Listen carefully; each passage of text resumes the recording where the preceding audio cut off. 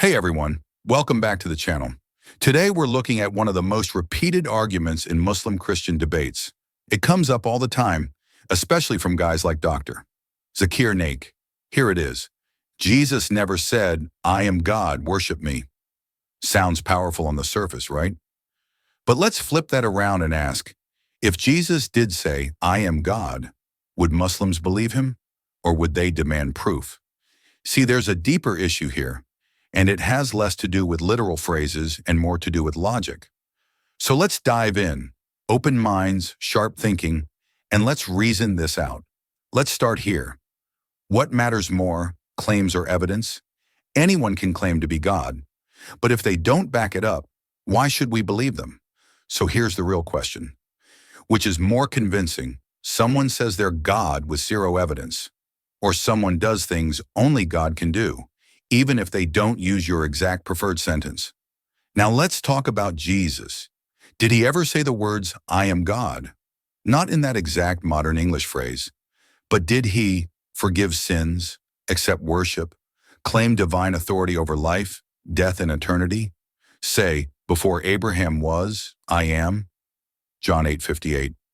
Say, "I and the Father are one," John 10:30. Get accused of blasphemy because people knew exactly what he meant? So it's not that Jesus was unclear, it's that people are demanding a specific sentence while ignoring the overwhelming evidence. Now here's the twist. Let's apply that same standard to Islam. If Muslims demand direct statements, then let's ask, where in the Qur'an does it say, Gabriel gave Muhammad the Qur'an? It doesn't. The Qur'an says a trustworthy spirit delivered revelation. But that phrase, Gabriel gave Muhammad the Qur'an verse by verse, comes from hadith, not the Qur'an itself. So if a Christian said, Jesus is God because it says so in the Gospels, Muslims might reply, that's corrupted, give us a direct quote. But when we ask, where does the Qur'an say Gabriel delivered the Qur'an? The answer is, well, it's interpreted that way. That's a double standard. Same thing with Muhammad's literacy. Islam teaches that Muhammad was illiterate.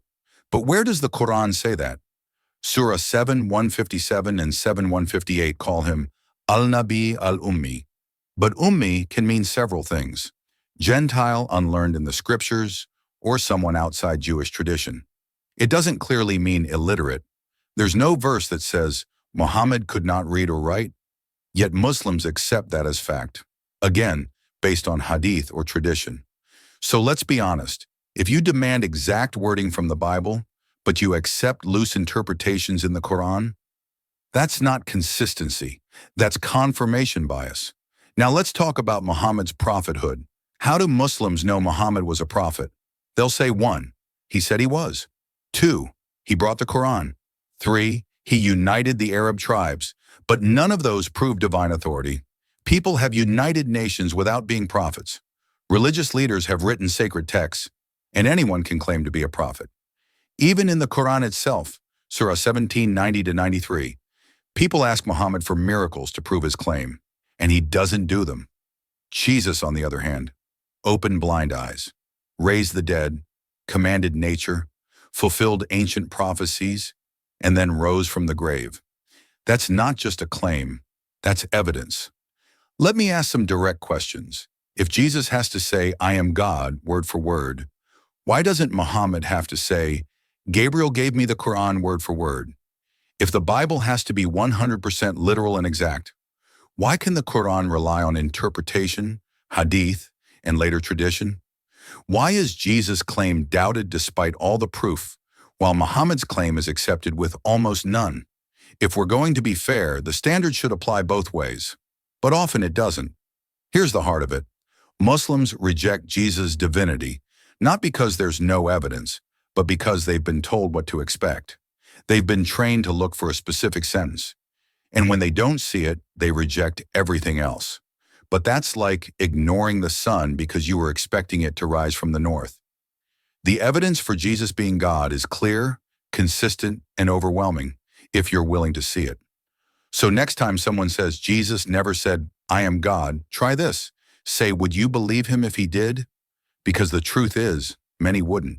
Because it's not about the sentence, it's about the heart.